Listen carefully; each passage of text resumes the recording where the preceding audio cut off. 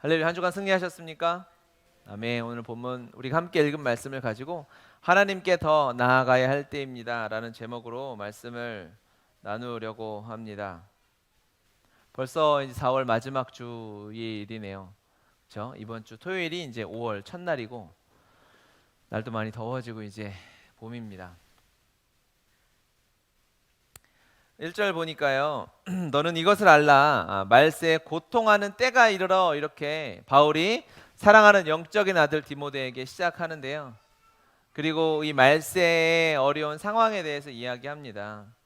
말세에 고통하는 때가 이를 것이다. 말세가 언제죠?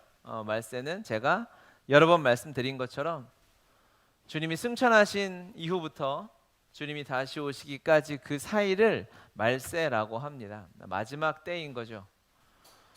마지막 세대가 바로 그때입니다. 영원하신 하나님 앞에는 사실은 찰나와 같은 순간 아니겠습니까? 2000년이 조금 지났는데 주님 앞에는 사실은 짧은 시간이겠죠. 이 말세는 고통하는 때가 이를 것이다. 그 말세를 살아가는 것 자체가 힘들다는 거죠. 우리가 평범하게 그냥 내 삶을 스스로 잘 살아가는 것 같아도요, 시대가 어느 시대냐에 따라서 내가 어떤 삶을 사는지가 결정이 되는 것이죠. 공무원으로 열심히 행복하게 성실하게 사는 가정이 있다고 칩시다. 그런 가정이 그 시대가 만약에 일제강점기라면 그 사람은 친일파 노릇을 하고 있는 것이죠. 시대가 어떠냐에 따라서 그냥 내가 근심 없이 걱정 없이 평안하게 잘 살아간다. 나 혼자 온통 세상은 어려운데 나는 그래도 우리는 잘 먹고 걱정 없이 잘 산다라고 해서 되는 문제가 아니라는 거예요. 바울이 디모데에게 이것을 알아라.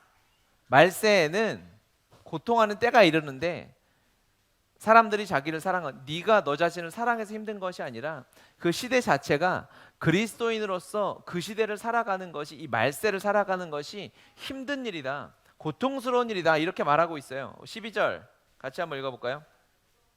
12절 무릇 그리스도 예수 안에서 경건하게 살고자 하는 자는 박해를 받으리라. 이 말씀이 있어요. 무슨 말일까요? 경건하게 살고자 하는 자는 박해를 받는다.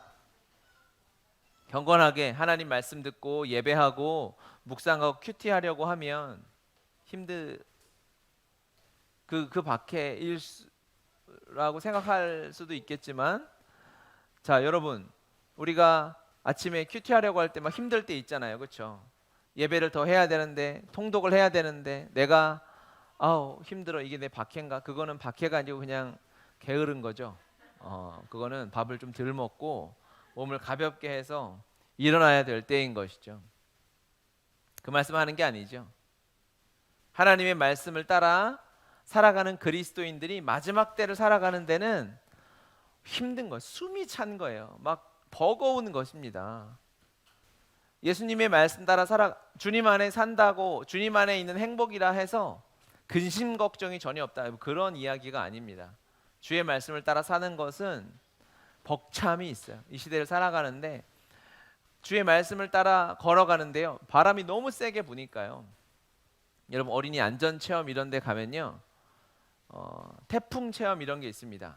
시속 50, 시속 100 이렇게 체험하는 데가 있는데요, 내가 그냥 걸어가고 싶어도 맞바람이 막 몰아치면 너무 힘들고 어려운 거죠. 한 걸음 한 걸음 걷기가 너무 고통스럽고 어려운 상황이 바로 이때라는 것입니다. 왜 그러냐?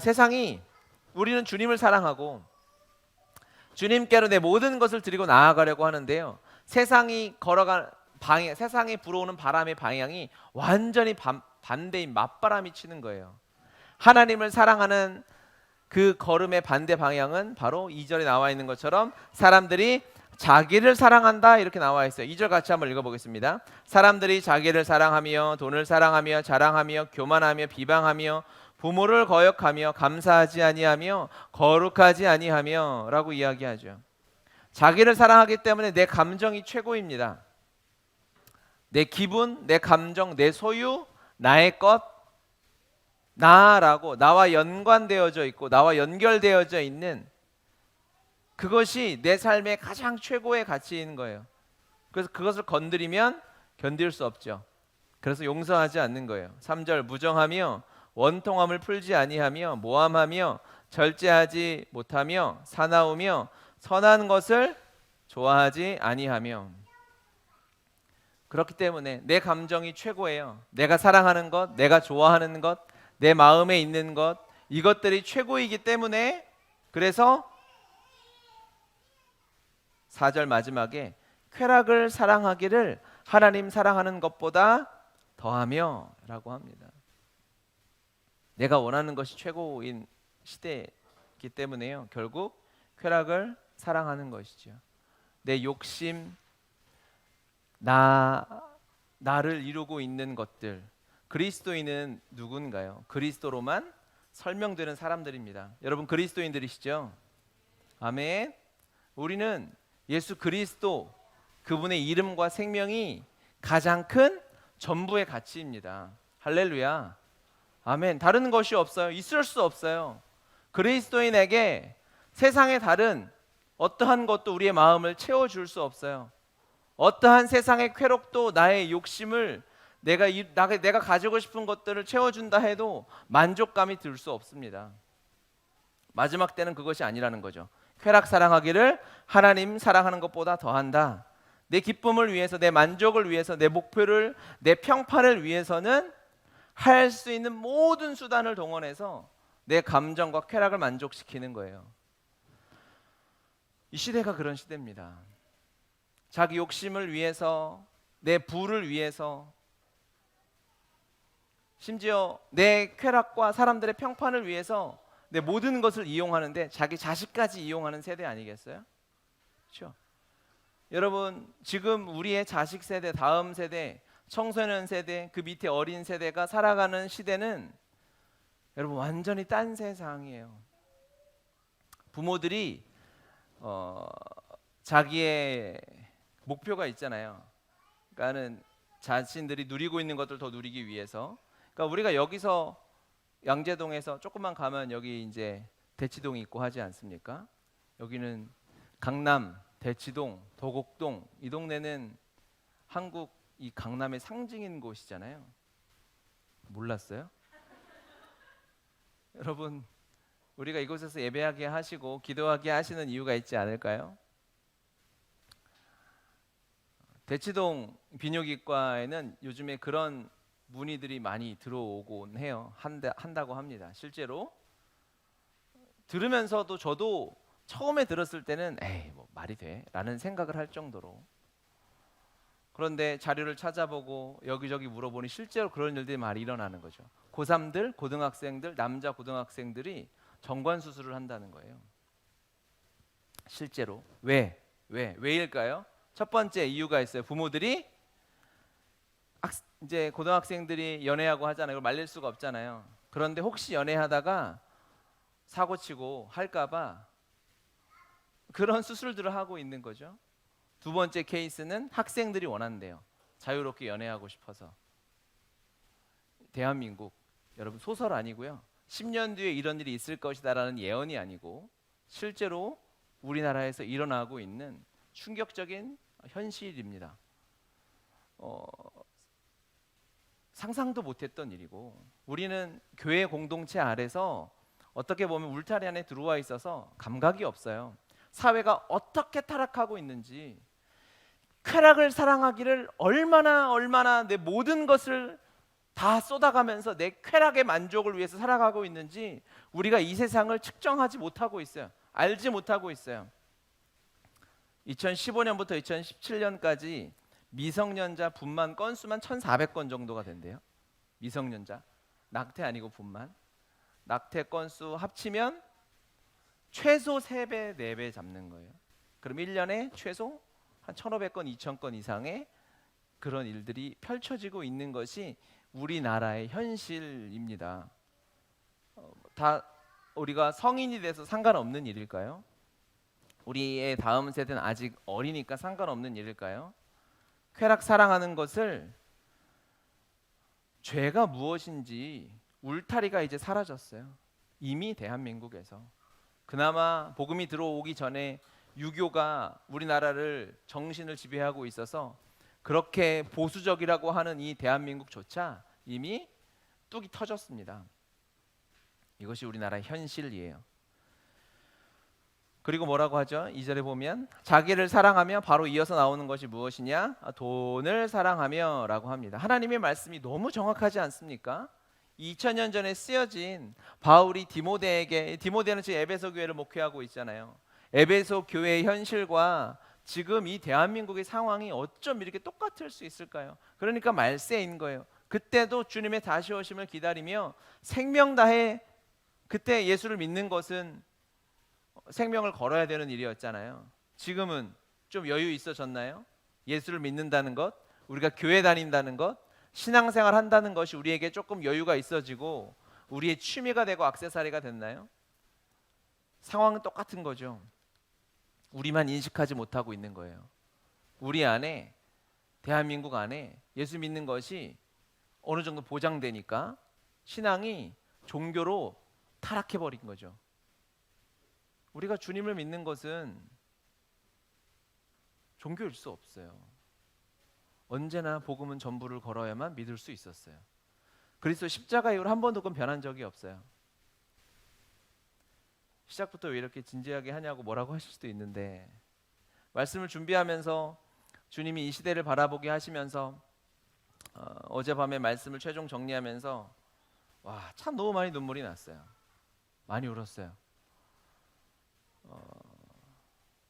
혹시 제가 설교 준비하는데 아이들이 들어올까 봐 무서워서 할 정도로 많이 눈물이 났어요. 그만큼 상황이 너무너무, 여러분, 이 시대는 심각한 상황이에요. 이 나라와 민족의 영적 상황은 브레이크가 있을까요? 한국 교회가, 이 한국 사회, 한국 교회가 내리막길을 치달아가고 있는데 여러분, 브레이크가 있어 보입니까? 소망이 있어 보여? 어디를 보면 소망이 있어 보이겠어요? 너무너무 어렵고 안타까운 상황 우리가 살아가고 있어요. 자기를 사랑하며 돈을 사랑하며 라고 합니다. 돈을 사랑하는 세대 아니겠어요? 요즘에 매일 언론의 뉴스를 지배하는 게 비트코인 이런 거 아닙니까? 그렇죠? 비트코인에 참가라고 해야 돼? 참여하는, 거래하는 우리나라 사람들이 한 500만 명 된대요. 최소 적게 잡아서. 그러니까 10분의 5천만이라고 잡았을 때 10분의 1이죠. 애들 빼고 나면은 성인들의 한 5분의 1, 6분의 1은 비트코인 같은 걸 하고 있다는 거예요. 70대가 이런 거 하기 어렵잖아요. 어린 애들, 미성년자 하기 어렵잖아요. 그런데 그 중에 대부분 8, 90%는 20, 30대가 여기 투자하고 있다는 거죠. 여러분, 20, 30대는 10년, 20년 뒤에 한국 교회의 이 대한민국의 기둥이 돼야 할, 허리가 돼야 할 세대예요. 그 세대는 오직 돈을 보고 있고요. 오직 부동산을 보고 있고, 이 비트코인이 뛰고 주식이 뛰고, 이것이 그들의 모든 것이 되어 있어요. 젊을 때니까 그럴 수 있을까? 우리는 그렇게 생각하면 안 되죠.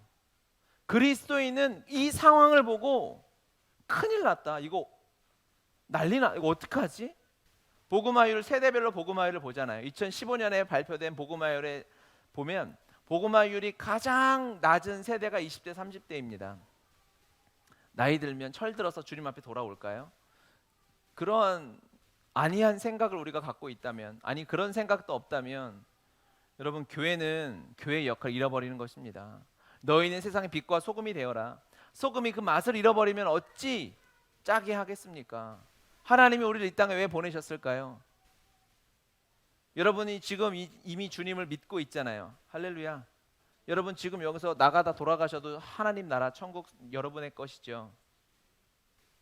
이게 자신이 없어요? 그런데 우리 왜 살려두실까요? 왜 더 호흡하게 하실까요? 우리를 사랑하시면 우리에게는 이 땅보다 죽어서 천국이 100만 배, 1000만 배 비교할 수 없을 만큼의 기쁨이 그곳에 있어요. 그럼에도 불구하고 여러분을 이 땅에 왜 두실까요? 우리에게 이 상황들을 왜 허락하시며, 우리가 왜 이 말세 때에, 이 시대에 대한민국에서, 한국교회에서 은혜를 받고 살아가고 있을까요? 세상은 돈을 사랑하고 있어요. 근데 5절 말씀 한번 읽어볼까요? 5절.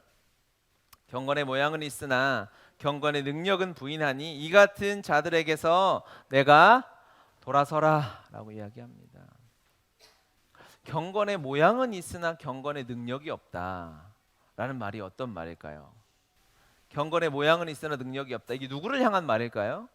지금 이 앞에는요 3절 4절은 세상을 향한, 이 말세 때가 세상 사람들이 이렇게 살기 때문에 너무 힘들다라고 충분히 이해할 수 있는 말씀이에요. 그런데 5절에 보면 경건의 모양은 있으나 능력은 없다라고 이야기하고 있는 거예요. 경건의 모양이라도 갖추려면 기독교인들 아니겠어요? 교인들 아니겠습니까? 결국 이게 교인들에게 하는 말인 거예요. 말씀을 묵상하다가 경건의 모양은 있으나 경건의 능력이 없어? 능력을 부인해? 이 말씀 앞에 마음이 멈추고 눈이 멈추고 주님 혹시 이것이 우리 복음의 교회를 향한 말씀이면 어떡하지? 우리를 향한 경고의 말씀이면 어떡하지? 라는 생각이 드는 거예요. 여러분, 우리에게 하나님이 야 너희들이 사람들인데 너희 교인들이 자기를 사랑하며 돈을 사랑하며 자랑하며 교만하며 비방하며 라고 지적해도 변명할 수 없는 상황을 우리가 살고 있지는 않을까 라는 두려움이, 걱정이 제 앞에 생겼어요.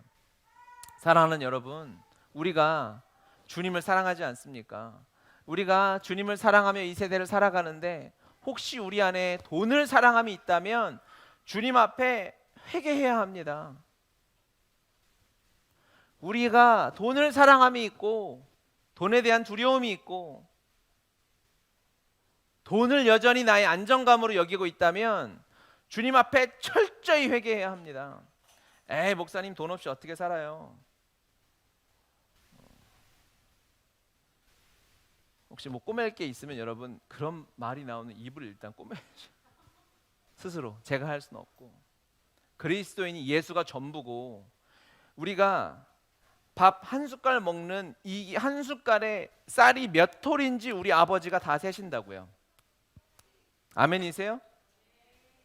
우리가 여기서 걸어가는데 한 걸음이 이게 몇 센치인지 몇 밀리인지 몇 인치인지 우리 주님이 다 기억하고 계세요.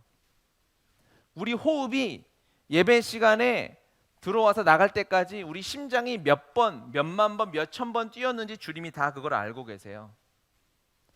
그 주님이 우리 아버지시고 그 주님 우리를 살게 하시는데 우리 그리스도인이 여러분 복음의 교회 성도가 여전히 돈 걱정하고 돈에 사로잡혀 있으면 그것처럼 비참한 인생은 없는 거예요. 얼마나 비참합니까?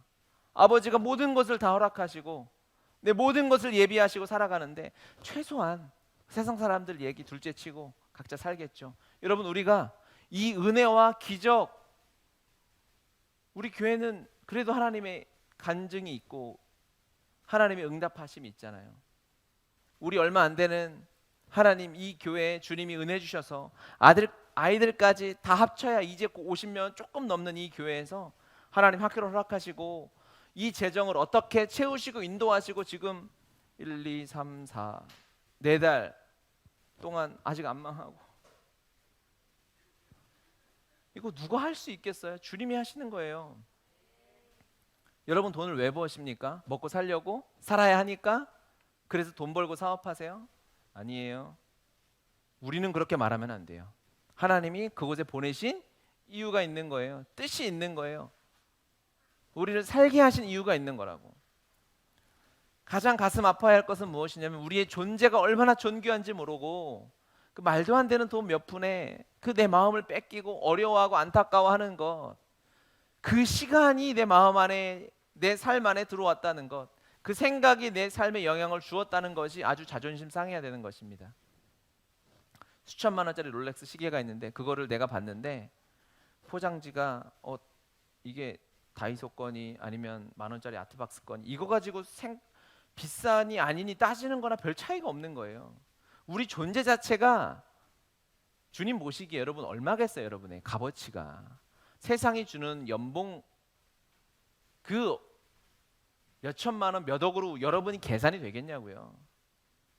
온 우주를 다 싸가지고 온 우주에 있는 금이랑 다이아몬드를 주님이 다 갖고 와가지고 사단이 세상의 모든 금은 보석 다이아몬드 달러 돈을 다 모아가지고 여기 하나님 전능하신 아버지여 당신의 아들 여기 김병규가 있는데 이 세상의 모든 보화를 다 하나님께 드릴 테니까 제 새끼손가락 하나만 달라고 하면 주님이 허락하시겠어요? 그럴 리가 없잖아요. 여러분이 얼마나 존귀하고 사단은 그걸 보지 않게 하는 것이죠. 그냥 우리의 마음을 빼앗고 돈을 사랑하게 하고 하나님을 바라봐야 하는데 초점을 돌리게 하는 것이죠. 그리스도인은 돈하고 상관없이 살아가는 사람입니다. 현실이 있는데 이 세상 살아가야 하는데 그러한 질문과 그러한 궁금증이 여러분의 삶 안에 들어오면 여러분 다 포기해 버리세요. 하루를 살아도 주님 말씀대로 그래 주님이 전부다라고 살아드려야지. 신앙도 좋지만 돈 따라가고 돈에 얽매이는 삶을 사느니 여러분 포기하고 말겠어요. 차라리 아무것도 없이 그냥 주님 믿고 거지처럼 살아가는 것이 낫지 않아요? 대궐 같은 집에서 예수 믿는다 하고 교회 다닌다 하고 십자가는 성경은 내 안에 있는데 전혀 믿음하고 상관없이 여전히 세상 사람들이 걱정하는 돈 걱정, 내일 걱정, 미래 걱정, 쟤는 집 샀다는데, 쟤는 돈 많이 번다는데 그런 걱정이 내 안에 들어와 있다면 저는 다 포기하고 거지 노숙자로 살더라도 하루라도 주님 온전히 믿고 살아가는 삶이 훨씬 존귀한 것 같아요. 극단적으로 말한다면 우리 안에 이러한 안타까움이 있다면 여러분 회개함으로 나아가시기 바랍니다. 그리스도인은 그렇게 사는 거 아니에요. 최소한 예수쟁이라고 예수 믿는다고 살아가는데 우리가 이 은혜와 이 기적을 누리고 살아가는데 그러한 삶이 그러한 생각이 우리 안에 들어와 있다면 주님 앞에 안타까워야 되는 거죠. 더 드리지 못한 것이 내 모든 것을 하나님 제가 10에 1조 하는데 10에 2조 못함이 죄송하고 10에 3조 살아가는데 전부 드리지 못하는 그 믿음 없음이 주님 앞에 부끄럽고 면목이 없어야지. 2절 마지막 부모를 거역하며부터 같이 읽어볼까요? 부모를 거역하며 감사하지 아니하며 거룩하지 아니하며. 이 세상이 어떻게 하냐면 부모를 왜 자기가 자기를 사랑하기 때문에 이제 어느 정도 자기가 성인이 되고 내 뜻대로 인생을 살아갈 때가 되면 부모를 거역하죠. 왜? 다 내 감정과 내 뜻을 방해하는 사람으로 생각하기 때문에. 그러면서 이어지는 것이 감사하지 아니하며. 이런 자들이 감사하지 않고 살아가는 거죠. 이 마지막 때의 증거, 말세에 고통하는 때가 이르는데 이때는 감사하지 않는데요. 그럼 우리는 뭐 해야 될까요? 감사해야 되겠죠. 어려운 말이 아니죠.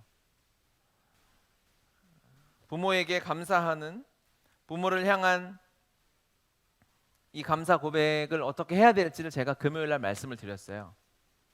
부모가 이미 감사할 수 없는 상황이라면 자식한테 할 수 있겠죠. 금요일 날 백감사, 부모를 향한, 가족을 향한 100가지 감사를 어떻게 해야 할지를 제가 그래서 특별히 제가 또 설교만 따가지고 어제 올린 거 아니에요? 이렇게 친절할 리가. 이 세상에 가족이 부모를 거역한다는 것이 사단이 가족을 깨버린다는 거거든요. 가정을 박살낸다는 것입니다. 가정을 사단의 장난감으로 만들어버린다는 거예요. 그때 이 가정을 지키는 일은 감사입니다. 100감사로 우리가 돌파하는 것, 가정을 지켜내는 것입니다. 할렐루야, 아멘이시죠? 이따 광고 시간에 구체적으로 말씀드리겠지만 이 100가지 감사로 우리가 더욱 감사로 감사의 성전을 지어가면서 이 마지막 때를 믿음으로 살아가는 것이죠. 자, 그렇다면 주님을 위해 살아가는 것, 즉 사람들이 자기를 사랑하며 나 자신을 위해서 살아가는데 나 자신만을 위해 살지 않고 하나님의 뜻대로 이 말세를 살아가는 방법은 무엇일까요? 남을 위해 사는 거겠죠. 너무 문제가 쉬웠나? 남을 위해 사는 거겠죠. 남을 위해 산다는 건 뭘까요? 내가 이제 돈 사랑하지 말아야 되니까 모든 돈을 다 내어주는 거? 그거는 여러분 쉽습니다. 사실은 구제는 세상 사람들도 다 해요. 돈 베풀고 나누는 거 합니다. 하는 사람 많아요.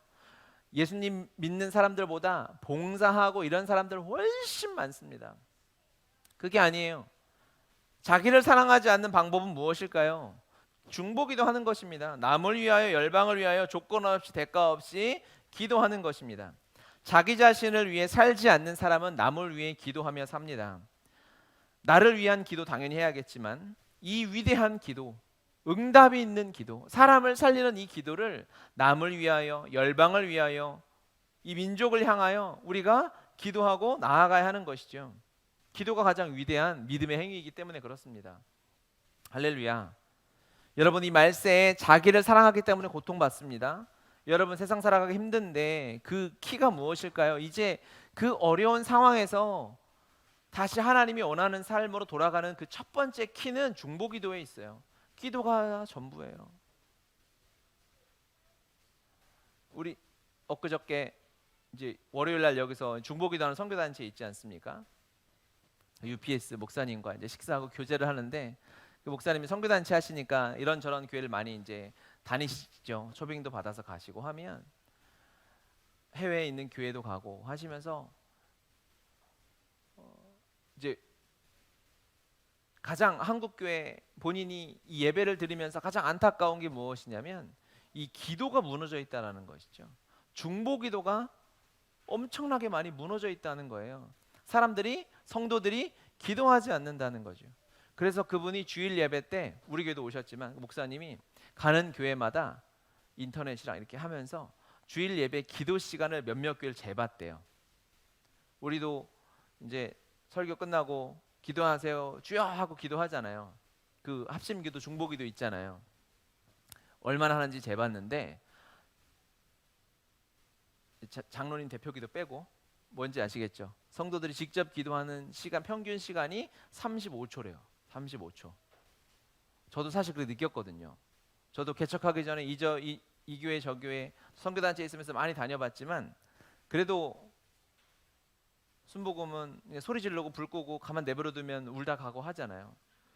근데 뭐 장로교나 뭐 그런 교회를 비난하려고 하는 것이 아니라 대부분의 교회들이 기도 시간이 거의 짧고 없어요. 기도가 사라지고 기도의 능력을 잃어버리고 왜? 오전에 나와 있는 것처럼 경건의 모양은 있으나 기도하면 응답이 된다고 그게 실제면 기도 어떻게 안 해요, 여러분? 기도하는데 응답이 된다는데 여러분 기도 안 하는 사람이 어디 있어요? 우리가 기도 안 하는 이유는 이 믿음이 없기 때문이에요. 바쁘고 여러분 그건 다 핑계죠. 시간이 없어서 더 험한 말이 나올까 봐 말을 여기까지만 할게요. 바쁘고 시간이 없고 일이 많아서 그 모든 일을 기도로 다 해결할 수 있다면 누가 기도 안 하겠습니까? 기도에 대한 믿음이 우리 안에 없음을 주님 앞에 회개하며 나아가야 합니다. 우리가 중보기도 하지 않고 내 삶에 열방을 향한 남을 향한 이 중보기도의 시간이 무너져 있다는 것을 우리가 통탄하며 회개해야 합니다. 여러분 그것에 대한 갈급함이 없죠? 하면 좋고 내 삶이 중요하니까. 이거 똑같아요. 자기를 사랑하는 경건의 모양은 있으나 경건의 능력을 사라졌다라고 이 바울이 경고하는 그 말씀 무엇이냐면 저는 두 번째로 받아들이는 것이 무엇이냐? 바로 우리 안에 이 중보기도가 사라졌다는 거예요. 중보기도 생명이 우리를 왜 살게 하시겠어요? 우리가 예수 믿고 천국이 내 눈앞에 있음에도 불구하고 하나님께서 이 세상을 살게 하시는 가장 큰 사명 중에 하나는 중보기도입니다. 할렐루야. 여러분은 솔직히 얘기하면 기도가 필요 없는 사람들이에요. 아니 나를 위한 기도 안 해도 된다고. 주님이 전부고 성령이 우리 안에 우리 영 안에 가득히 계신데 할렐루야 아니겠어요? 혹시 어떤 고난이 찾아와도 힘들고 우는 시간은 있어도 우리가 갈 천국이 없어지지 않잖아요. 내가 돈 좀 잃어버리고 사업 망해도 몸 좀 아파도 그 시간 잠깐이고 그 끝나면 주님과 영원히 동행하는 시간이 있는 거 아니에요. 솔직히 닦아놓고 나를 위한 기도 하나도 안 해도 우린 상관이 없다고요. 해야 되겠지만 극단적으로 말하면 그럼 우리 무슨 기도해야 되겠냐고. 열방이 지금 죽어가고 있다고요. 엊그저께 금요일 전 세계 코로나 역사상 최대 확진자 전 세계 88만이 걸렸어요. 선교사님들의 얘기를 들으면 인도의 한 마을에서만 하루에 30명씩 죽어간대요. 인도에서 금요일 날 확진자만 34만 명씩 막 축제가 일어나요. 영상에 보면 전혀 감각이 없는 거죠. 이 상황 앞에 우리는 뭐야? 기도해야죠, 여러분. 이 상황을, 이 나라를 앞에 두고 기도해야죠. 미얀마는 아이들이 엄마한테 뛰어가다가 총 맞아서 죽고 그래요.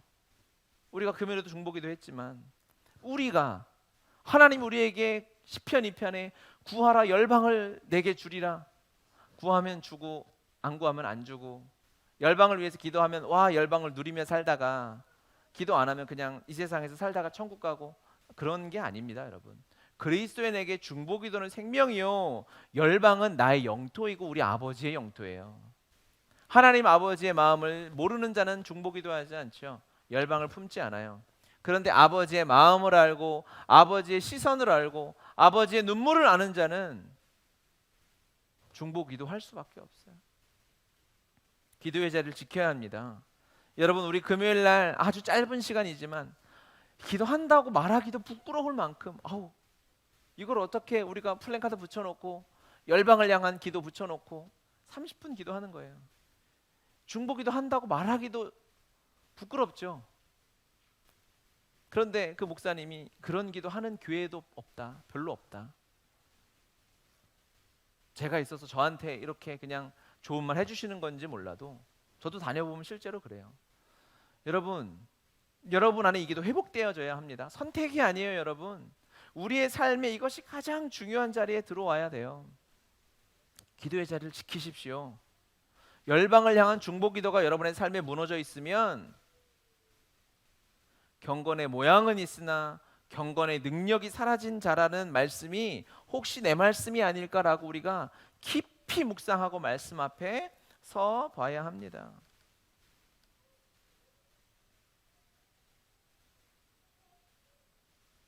이것이 우리 교회 하는 말씀이 아닐까 하는 마음에 두렵고 떨리는 것이죠. 교회가 경건의 모양만 가지고 능력을 잃어버리기 때문에 이제 기준이 흔들리는 거예요. 하나님의 말씀은요, 종교의 형태가 있어요. 형태가 있잖아요. 우리 예배하는 모양이 있죠. 종교의 모습들, 기도하는 시간, 또 함께 예배하고 찬양하는 모습들이 있죠. 경건의 모양들이 있습니다. 그것만으로 그치지 않죠. 복음은 실제로 살아있는 하나님의 말씀이세요. 할렐루야, 아멘이죠. 이 말씀은 살아있어요. 살아서 막 화로처럼 팔딱팔딱 움직입니다. 그래서 이 말씀이 나를 막 치고, 그렇죠? 나를 깨우고, 나를 이 앞에 무릎 꿇게 하고, 내 마음을 흔들고 눈물 나게 하죠. 말씀은요, 경험하지 않을 방법이 없어요. 말씀은 살아있기 때문에 읽고 묵상하면 말씀은 경험할 수밖에 없고 우리의 삶이 변화되어질 수밖에 없어요. 그런데 경건의 모양만 가지고 있고 능력이 없기 때문에 이제 하나님의 말씀을 온전히 믿고 내가 경험해 보지 못해서 하나님이 정확히 세워놓으신 이 말씀의 기준이 이제 막 흔들려 버리는 거예요. 하나님의 말씀 안에서 온전히. 그래서 좋은 성도, 좋은 크리스찬, 좋은 교회 자체가 하나님의 말씀대로 살아가는 교회여야 하는데 그냥 인간의 기준. 여러분 우리가 생각하기에 좋은 크리스찬, 좋은 성도, 좋은 리더는 어떤 사람인가요? 좋은 말 막 권면해주고 만날 때마다 눈이 이렇게 돼가지고 웃어주고 왔어? 그리고 엄청 많이 먹고 살쪘는데 날씬해졌네 막 좋은 말 해주고, 그런 사람이 우리가 생각하는 좋은 성도, 크리스찬일 수 있겠죠. 데살로니가전서 2장 4절 말씀 한번 보면 오직 하나님께 옳게 여기심을 입어 복음을 위탁받았으니 우리가 이와 같이 말함은 사람을 기쁘게 하려 함이 아니요 오직 우리 마음을 감찰하신 하나님을 기쁘시게 하려 함이라. 아멘. 사람을 기쁘게 하랴, 하나님을 기쁘게 하랴. 교회 안에 여러분 좋은 성도, 예수님이 우리의 완전한 모델이잖아요. 그런데 예수님이 관계적으로 봤을 때 모든 사람들에게 기쁨과 만족과 좋은 말만 해주었나요? 그렇지 않죠. 예수님은 험한 말 엄청 많이 하셨어요. 그렇죠? 사랑하는 수제자 베드로에게 독사의 자식아 막 이러시 앞에 험한 말 너무 많이 해가지고 험한 말 줄이려고 막 하셨단 말이죠. 지금 만약에 예수님 같은 리더가 여기 있으면 좀 말을 너무 심하게 한다, 우리가 아마 그랬을 것 같아요. 우리가 생각하는 좋은 그리스도인, 우리가 생각하는 좋은 아이는 어떤 아이일까요? 우리 학교에서 우리가 기도하는 우리가 해야 할 키울 다음 세대는 어떠한 모양이면 좋은 교회에 자란 아이는 어떤 모습인 것 같아요, 여러분? 말 잘 듣고 순종하고 그런 아이로 키우면 만족하겠어요? 좋은 성품을 가진 아이로 교회 교육에 가면 여러분 괜찮은 건가요? 말도 안 되는 거죠. 그런데 그 기준이 없는 거예요. 그런 아이가 좋은 아이로 생각하는 거죠. 우리가 키워야 할 다음 세대, 우리가 섬겨야 할 순원들, 우리가 섬길 새신자들은 어떠한 모습이어야 되겠냐고요. 좋은 말하고 관계를 부드럽게 하는 온유한 사람 뭐 좋겠죠.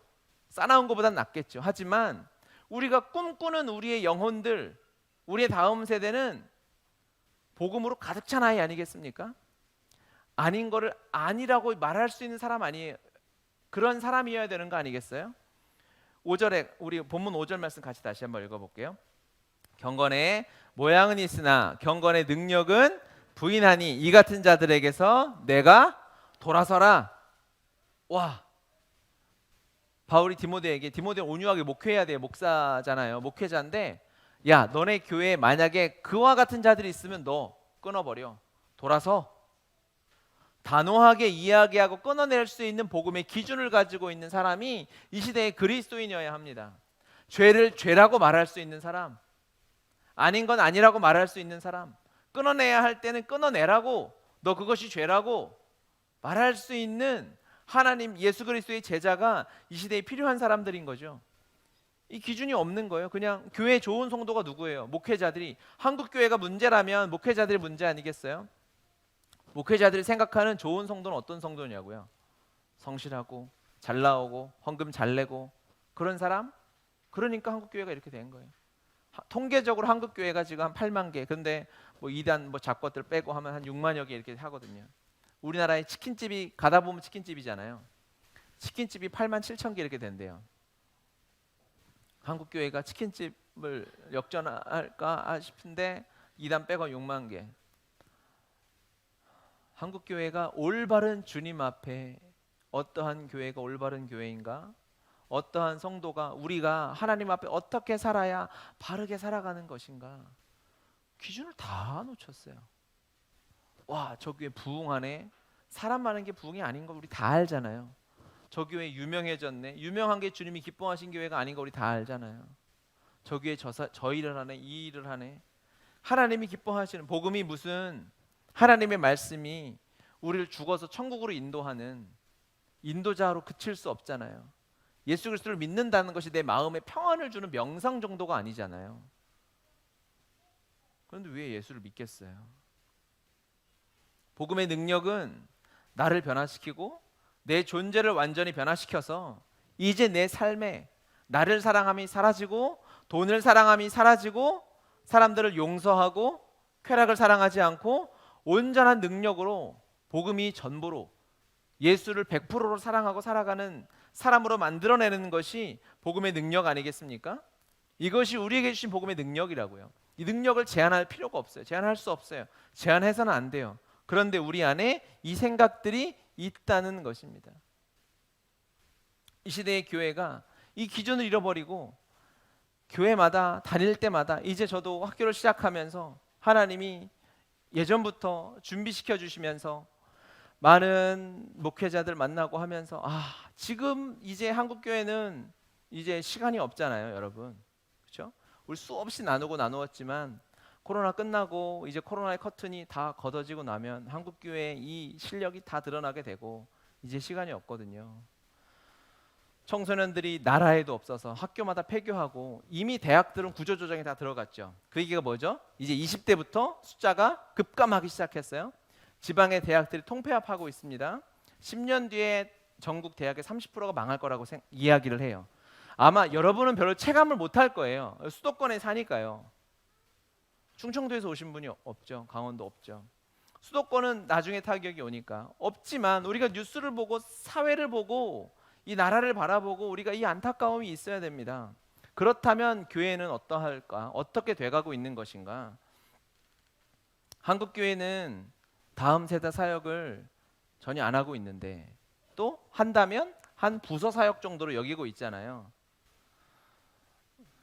교회는 원래 다음 세대를 위해 존재하는 것이죠. 예수님은 제자들을 위해 사셨어요. 다음 세대 아닙니까? 어린아이만 말하는 것이 아니라 노아가 방주를 준비했어요. 처음 듣진 않으시죠? 노아의 방주는 이 믿음의 은혜를, 노아를 성경에 창세기 6장 1절에 뭐라고 표현합니까? 노아는 당대의 의로운 자라라고 표현하잖아요.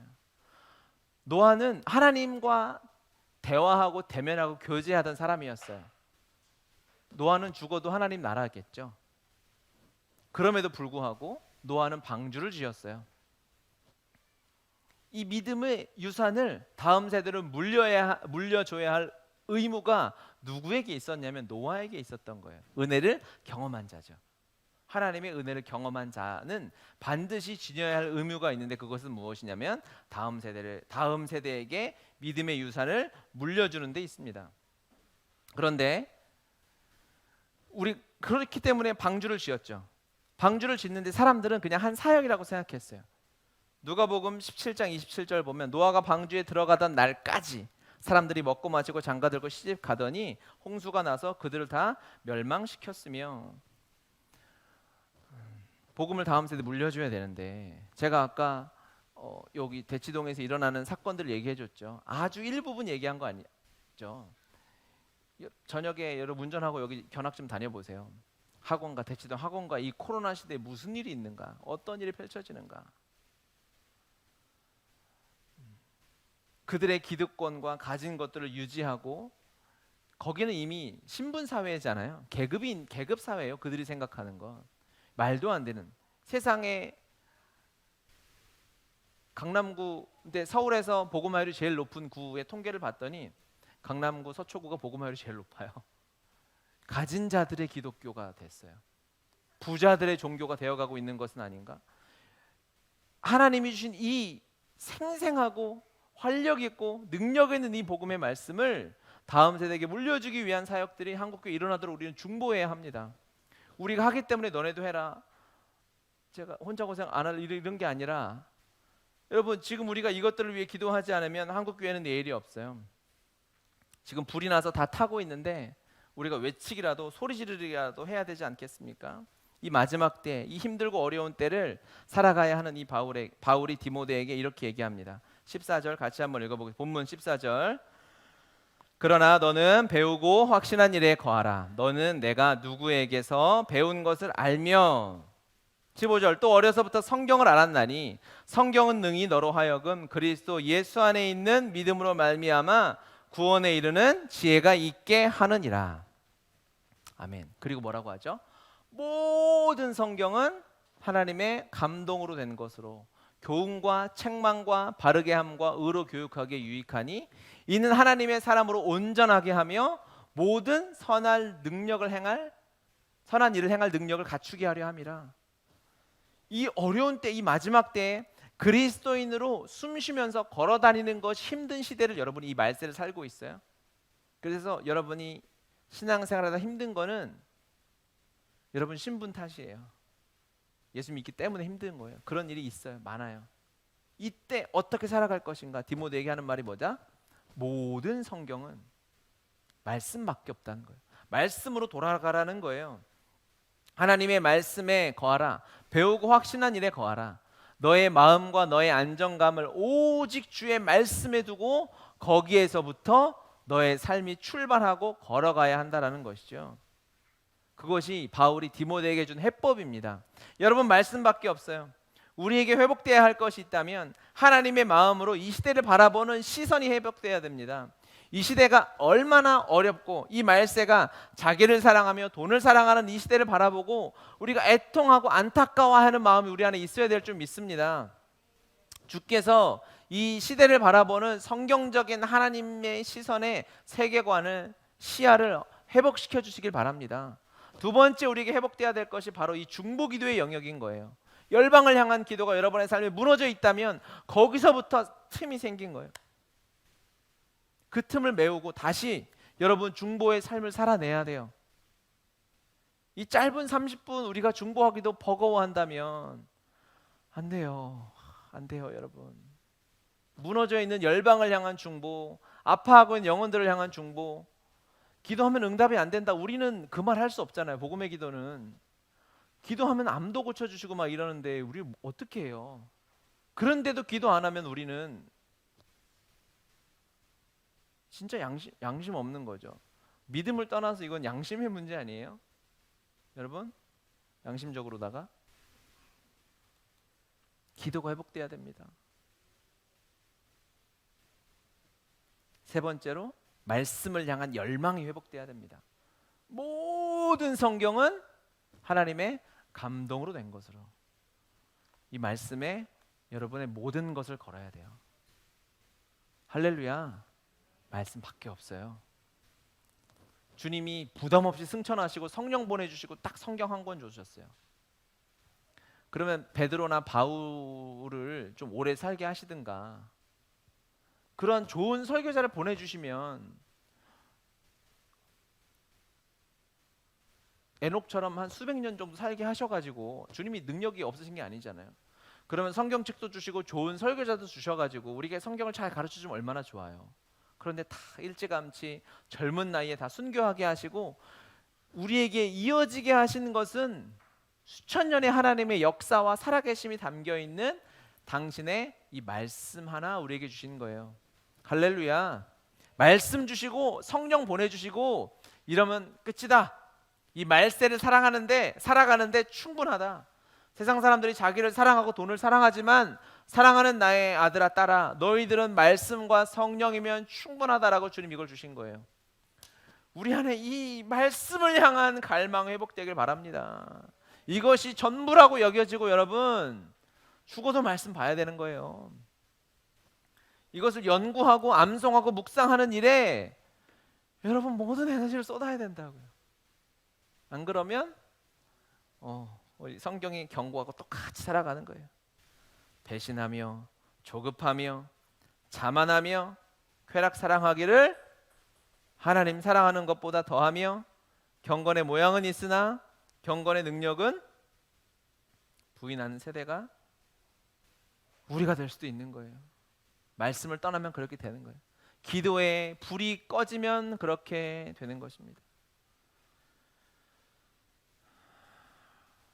하나님의 마음을, 하나님의 눈물을, 주님이 안타까워하고 있는 영혼을 바라보는 그 마음을 잃어버리면 우리도 똑같이 그렇게 되지 말라는 법이 없죠.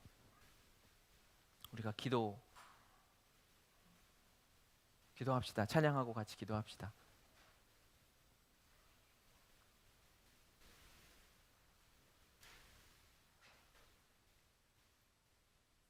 우리 함께 기도해 우리 찬양하겠습니다.